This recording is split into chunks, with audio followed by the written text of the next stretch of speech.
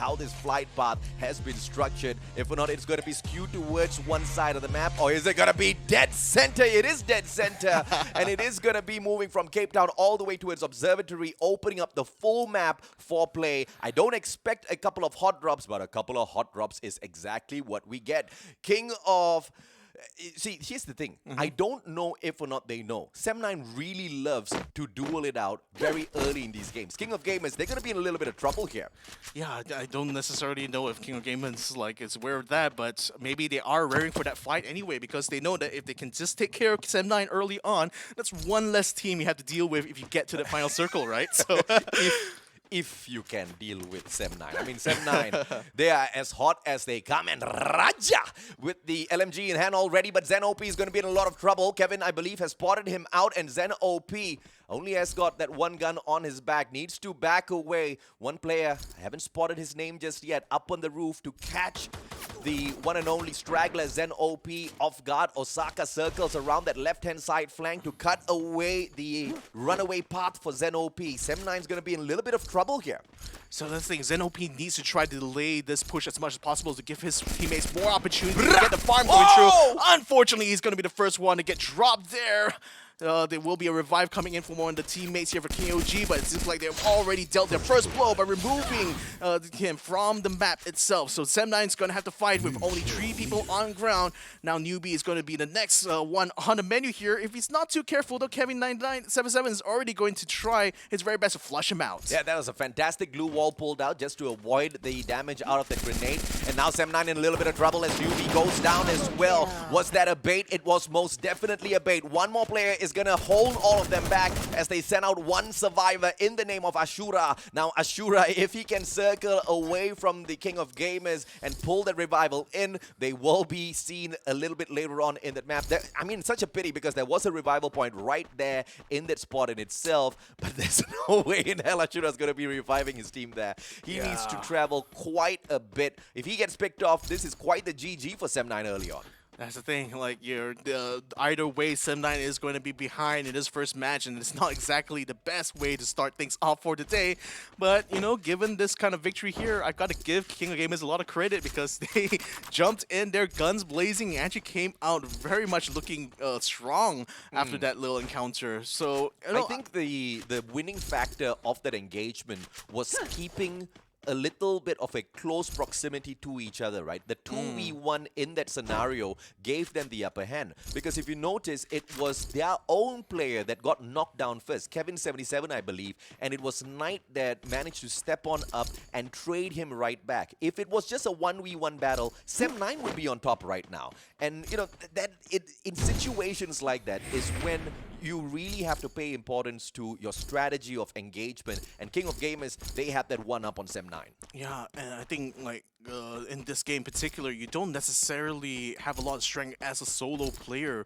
You really need the team effort in order to win these battles, and that's what gave KOG that edge, because you already from the get-go, you already had one player trying to find a flank. Zen OP was very much alone and on the outside, I must add, because, like, again, he didn't really have support. The rest of his team was focused on farming because they haven't picked up any good weapons yet. So either way, like, him being alone in that spot there just put a huge risk onto Sem9 itself, and it didn't pay off in the slightest. To the point of, you know, you don't really have a great chance with that 1v1. I want to say, unless you're Moshi from EVOS Phoenix, you don't need no 1v1s to test him. You can throw him into a 1v3. He'll still walk away with the victory. Moshi's just that kind of guy, which is the reason why EVOS Phoenix is just not that kind of team you want to be messing with out there on the battlefield. Now, I believe within this league in itself, we have not masked the kill feed, so that means you will be able to know who you're fighting against out there on the battlefield. That's great, that's excellent, because the moment you know it's EVOS Phoenix, the only answer is stop fighting and run. Speaking of running, though, I think attack all around is a little bit of a quandary, because as much as they want to run out the red zone, one of the EVOS teams is on the opposite end, so they're going to be getting some shots. Kikaro actually landing quite a few of it, forcing EVOS back out of this area. So, okay, you're going to give them a little bit of space now.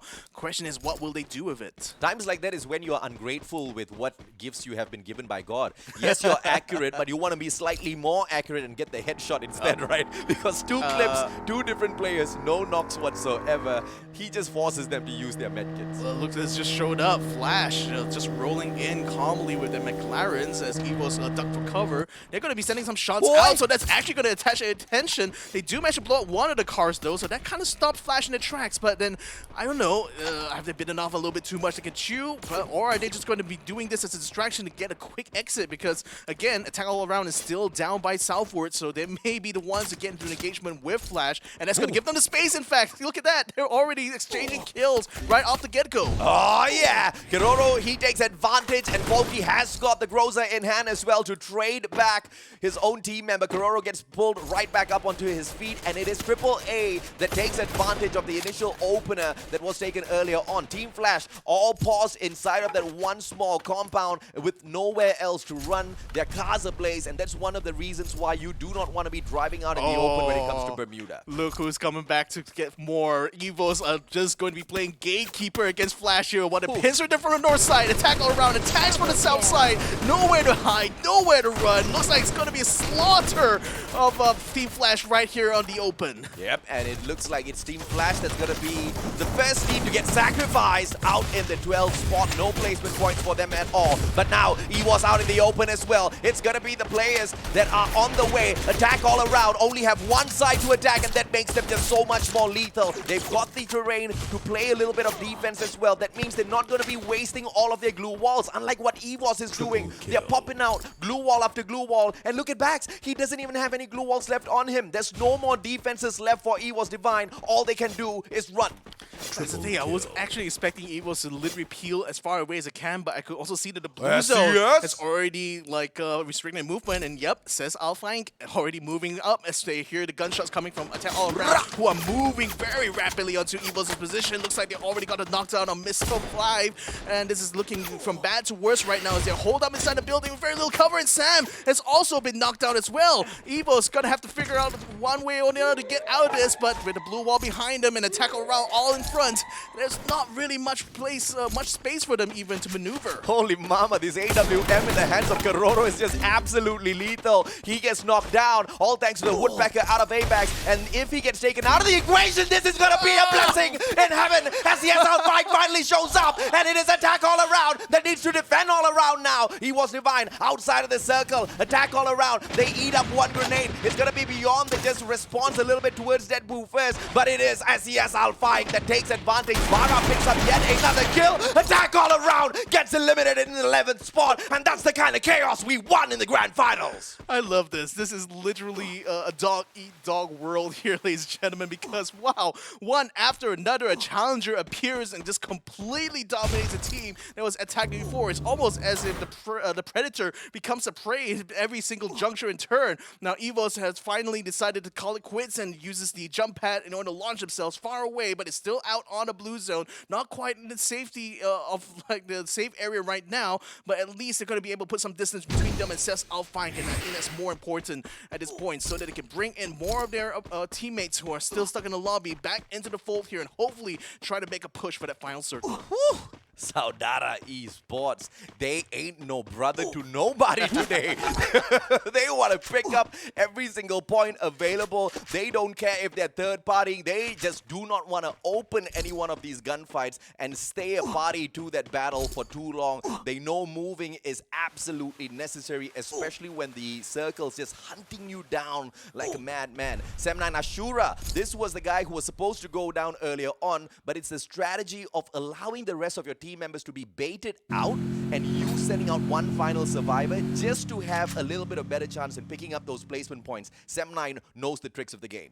Yeah, but it really is a strategy you only do when you can't win the first fight on the map there. So regardless, Sem9 is still on that recovery path, but it's good to see that Ashura is already doing his very best to bring Sem9 back into the fold. In the meantime, bit of a standoff right now as we could see two squads actually just camping around each other here without any incentive to move right now because there's very much square within this current safe zone. Where's the next one going to land though? Some of the members of Sem9 have already been spotted here by EARENA as they're already trying to shoot them down. ZenOP is going to land literally right next to where EARENA is, so they're already hopping on their vehicles to try to intercept him before he can re-go over the rest of the team. And oh my god, look at that. 4 versus 1. This is not going to be good here for ZenOP. Did he manage to bring back the rest of his team members though? I didn't manage to spot that. I think he okay, did. I think he they did. did. I think they did, Because that's yeah. ZenOP, it's not Ashura.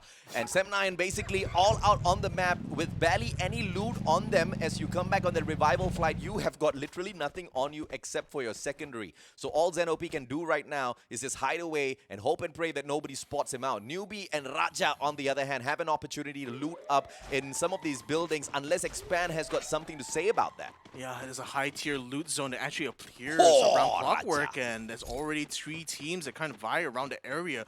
So we got Expand down by South. First Raiders already getting on the scene here and are setting themselves in position. Expand takes control over the clock tower area, so they actually have the high ground in a much more defensible position, actually.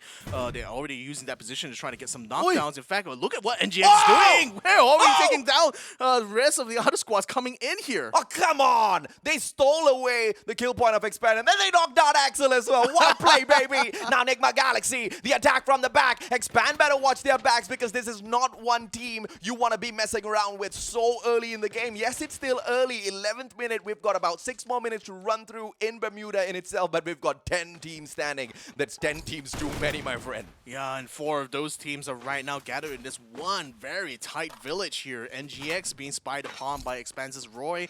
The Axel still alive and kicking, still has a sniper rifle, and he's going to be very, very instrumental in reporting back information. But in terms of that, there's literally too much information going around here because they're surrounded on all sides here of the clock tower. Yeah, but you got to love the positioning of Expand because, yes, they are surrounded, but they've got those compounds to play the defensive maneuver with. They've got a lot of those brick walls to protect them. That means they're not going to be losing their resources early. I like this form of Expand. We usually see the aggressive, careless Expand. Today, we see the defensive ones. And as they back away, NIGMA Galaxy, they have to pull the attack, which means step into the compound of Expand. Will they finish them off or will they get finished off? NIGMA Galaxy, they circle around the right-hand side. Expand finally decides to go on out for the push. They do not have a grenade launcher on them. That means this is just going to be an all-out gunfight. Cobra circles around from the right-hand side. Due hides away, but Cobra knows exactly what he's looking for. Groza in hand. This might just be an opportunity for the Malaysian boy. It might be, but then they also realize at the same time that they're very much exposed by doing this. If they can't get the kills right away, they may have to find some cover. Now, Too Fast is already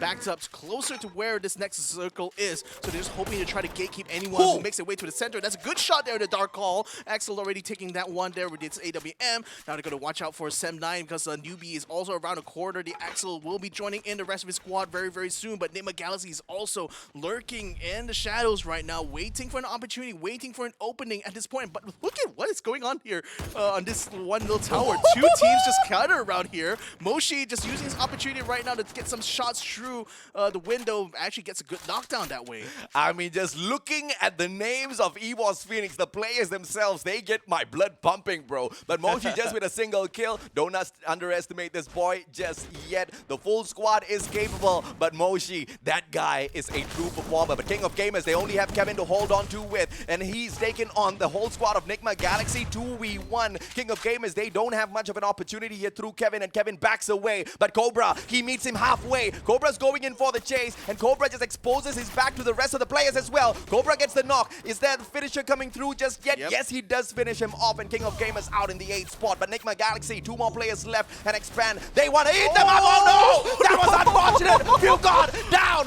with just the glue wall. He bumped right into it.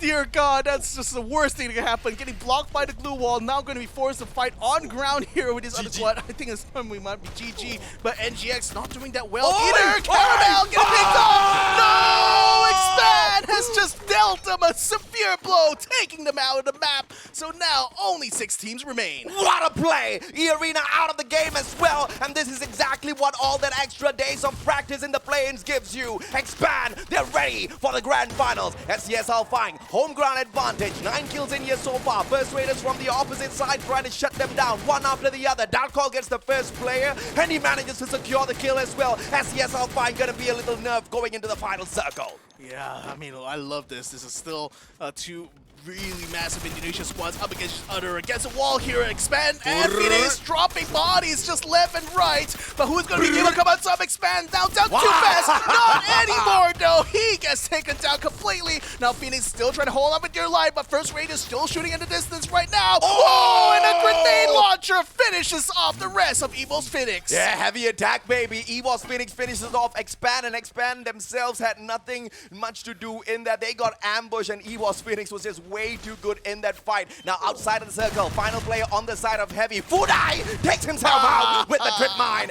and that was just unfortunate for them. It was a phenomenal play by the First Raiders. They hit themselves away, just taking pot shot after pot shots, but the first booyah of the grand finals goes on to FR. You know what? Like, if you had told me during the league stage that First Raiders were the first team to get the booyah in the grand finals, I would say, yeah, you're a crazy dog.